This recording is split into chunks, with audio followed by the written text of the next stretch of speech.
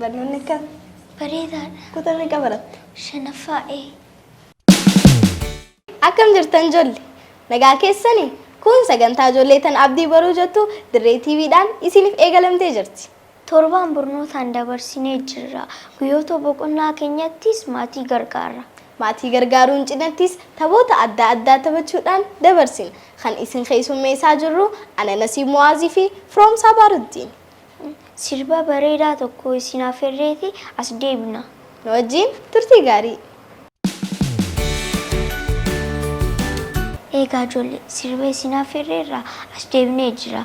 Akkam ture Nasiib? Sirbichi bareedaa ture. Ammaan tan ammoo gara oduu duriitti achi dabarra. Oduu durii kanas kan nuuf dhiyeessu Abbaa Aadami. Waan hedduu akka irraa barannu abdii guddoon isinirraa qabu. Abbaa Aadamii wajjin turtii gaarii. Ijoollee akkam jirtan? Fayyumaa miti? Akkami nagaa keessanii? Barachaa jirtan moo akkami? Akkami gandi keessan, maatiin keessan, ollaan keessan hundinuu, saahibban keessan hundinuu fayyumaa miti? Barnoonni akkami barachaa jirtanii? Arragaa guyyaan boqonnaadha silaahu yeroo boqonnaadhaa tana maal wanni dalaydan maali? Ni qo'attammoo waan barattan ni qo'attammoo maatiidha gargaartammoo haadha abbaa keessan ni gargaartammoo akkami maali wanni hojjettan? Cufumaafuu barnoota keessanitti jabaachuudha qabdan. Wanni guddooniin isin gorsu barnoota keessan hin dhiisina. Sheekko. Ijoollee sheekko. Taniin isiniimu sheekkoon maali? Gurbaa tokkootu jira ganda tokko keessa.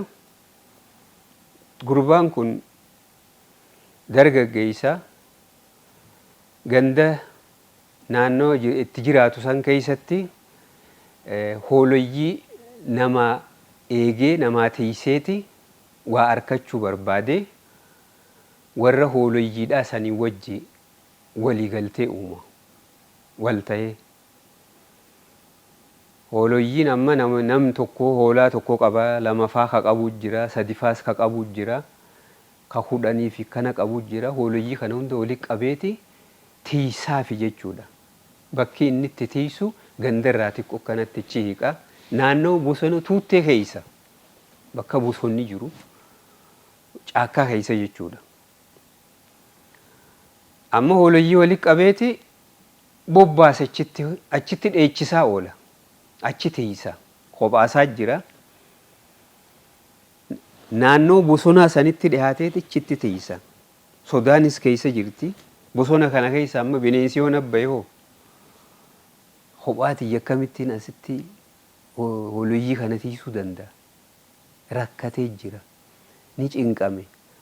Warrootiin abbootiidhaa maal jaaniin duraanuu yoo rakkoon takkasi qunnamte bineensi fi kun sitti dhufe ni iyyitaa nu yaamta jaaniin nuutu si dirmataa sirraa dhorkina.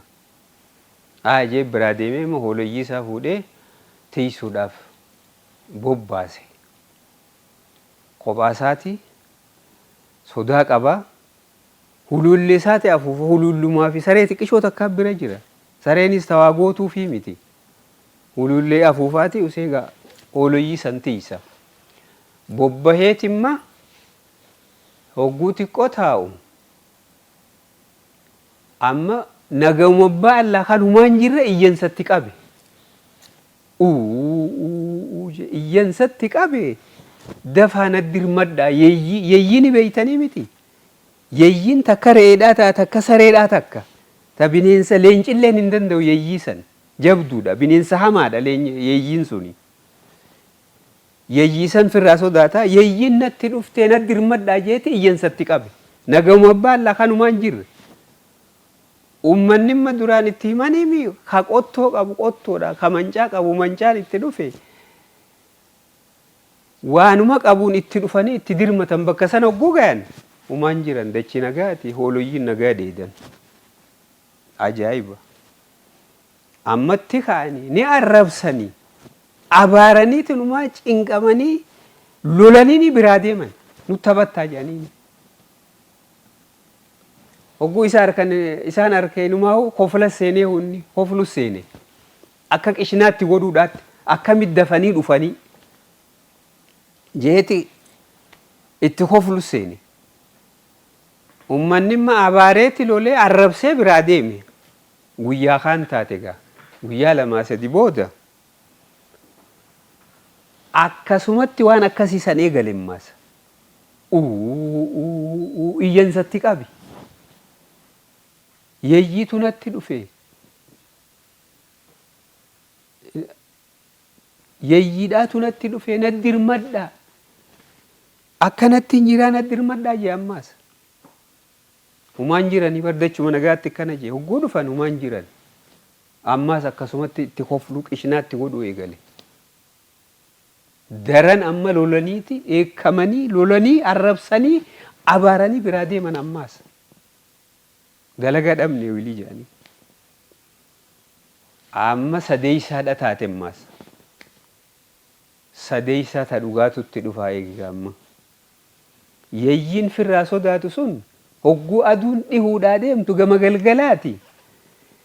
Bosona san keessaa itti ol dhufte halaalatti arge. Ta dhugaan na dhuftee miti jeetimma iyyansatti qabe akkuma duraanii sanitti ni iyyee maaltu itti dirmatare.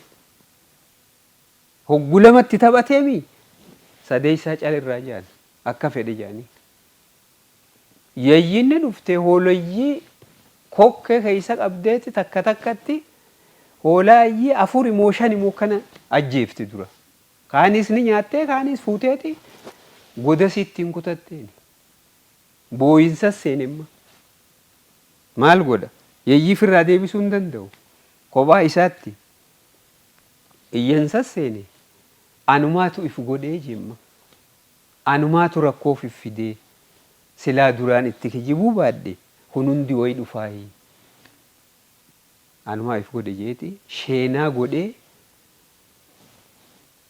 akkasitti bilaashitti hafee jechuudha innis bilaash ta'e. Maali? Hooliyyiin irraa nyaadhaman. Humaa godhuu hin dandeenye namni itti dirmatees hin jiru.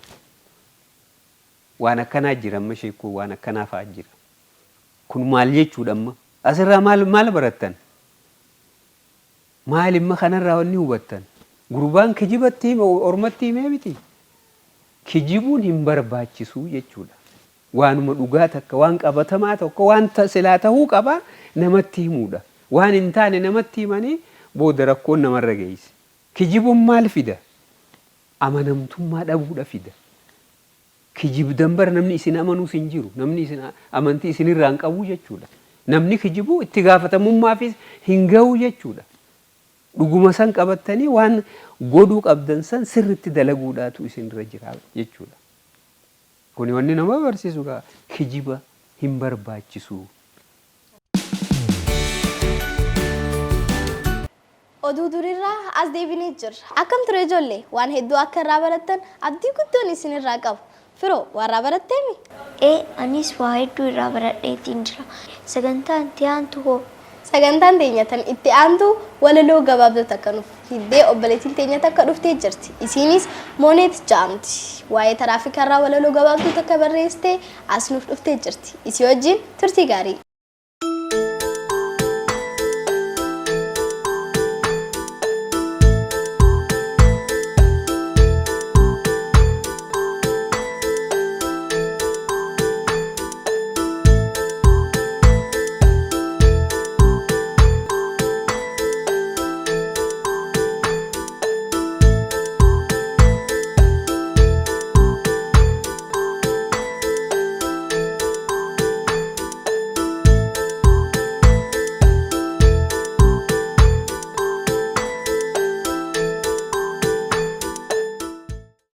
Akkam jirtu ijoollee abdii borii nagaa keessanii kun yeroo mara diree TV irratti kan isin dhiyaatu kun qophii abdii boruu keenya irraati.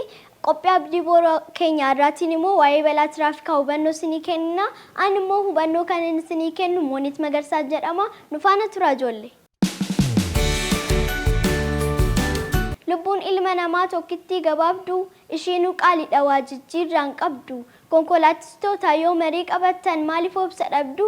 Konkolaataa oofuuf yoo furtuu fudhattan obsaaf tasgabbaa'uu mee akka yaadattan? Obsaaf tasgabbaa'uun kan yeroo gabaabduu du'arraa baraaraa lubbuu nama hedduu dhiigni ilmaan namootaa bilaash dhangala'u sababa keessaniin lubbuun yeroo ba'u ani arguun fedhu obsaan nu haa ga'u tasgabbaa oofaasuu ta'oofan ga'u.